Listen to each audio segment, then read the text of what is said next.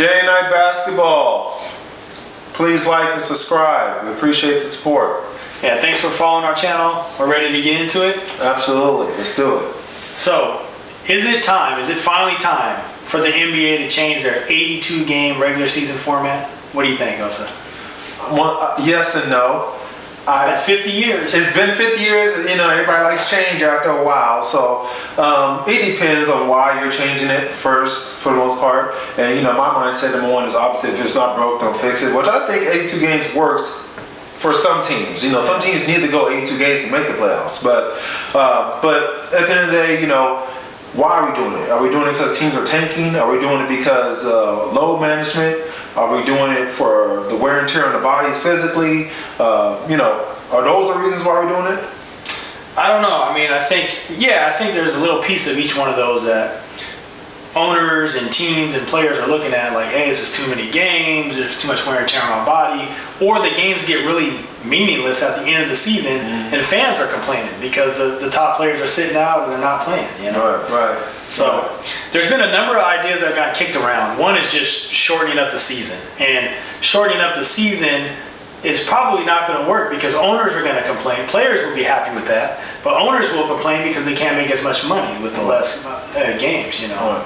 Some players, if you're shorting up the season, players might not be happy because that means you have to shorten up the paycheck too. Possibly, yeah, possibly the players could get paid less. A little less. Another thing they've kicked around is a mid-season tournament, but they don't really have any idea for how to make the tournament valuable. They're just going to throw out some random tournament. That's going to be dumb because nobody's going to want to play in this random tournament, so it's just going to be a waste. So I came up with an idea that I think is pretty good. I think the NBA should maybe try it, At least a good enough idea to be explored. I think the NBA or, whoever's out there listening to our show that's involved with the NBA, that's a good idea to at least explore. Yeah, I drew it up on the whiteboard so that it'd be easier to explain so you guys could see it. And we use this year's teams and this year's standings to try to make a tournament bracket that you can understand and follow. And so let's check it out. Okay, so here on the whiteboard, we've drawn up our idea for like an end of season tournament. I suggest they shorten the regular season by 10 games, maybe make it a 72 game season or a 70 game season. And what should happen is this. If you finish in the top 4 of your division, either the East or the West, then you are safe. You're locked into the playoffs and you're safe and your seeding is set and you have home court advantage. So if that was to happen this year, the Bucks, they would have been safe. The Raptors, the 76ers, and the Celtics would have been safe. And they'd have locked in the number 1, 2, 3, and 4 seeds for the East. And the same thing on the West. The Warriors, the Nuggets, the Blazers, and the Rockets, they would be safe and they would have locked in the 1, 2, 3, and 4 seeds on the West, and they'd have home court advantage. Okay.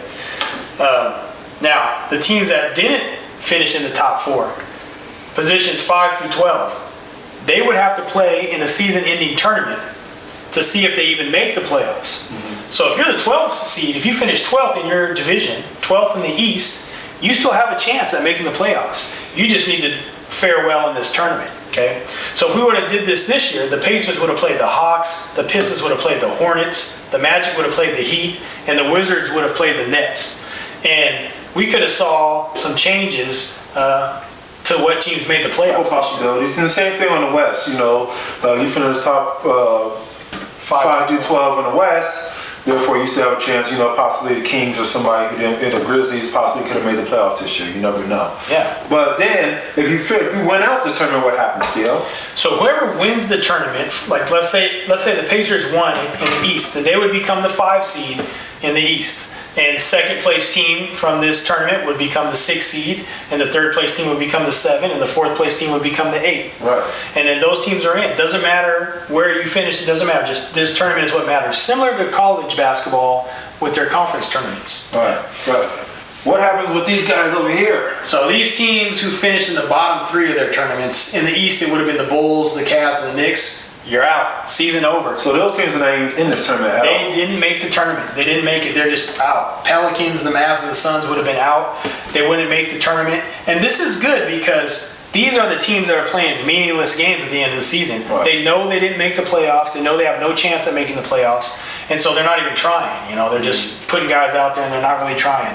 And it's a waste, So their season would be done. Right. They'd be done early. Now, some of these teams, they would be fighting to get one of these spots. Right. You know. So the season really isn't over. If you know, hey, you're in this situation over here, you're not even in the tournament Running for the tournament.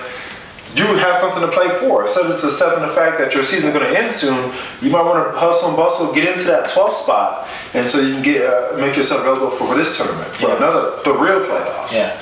And the thing that's good about this as well is owners will love this because they're going to make a ton of money on the tournament. Okay, right. Players will love it because if you do a good job in the regular season, you can get some rest coming into the playoffs. You only have to play 70 games or 72 games. Right. And it still gives value to the regular season because you want to lock one of those spots in. You don't want to have to play in this tournament. You know, so I just think this is a way to make it better, more intriguing, especially towards the end of the season when it really starts to wear down and people get bored with the NBA. And this is where you and I differ. I like how you said this could be a one and done, one game elimination tournament. Yeah, that was. But I would like more of a 3-game series between this tournament right here. Yeah, you know, maybe that might. They used to do best out of 3 back in the days for the playoffs. So before they moved to everything all best out of 7. Yeah. So I think best out of 3, but I do like the 1-game elimination as well. The reason why I like the 1-game elimination is because then we can maybe see some upsets, which people like. That's why people like the March Madness tournament, because there's a lot of upsets. But either way, I still think it gives value to the end of the season. Mm-hmm. It provides value for the regular season, right. And it does address some of the issues. You know, if you really want some rest in between, finish in the top 4. Finish in the top 4. You know, and when the season comes down to the end where the games get meaningless for some teams, well, now they have meaning for most of the teams, right. And you're fighting to get into this tournament. Right, because I mean, what's the possibilities? I mean, hey, the Hawks play the Pacers in a 1-game elimination. I mean, the Hawks might.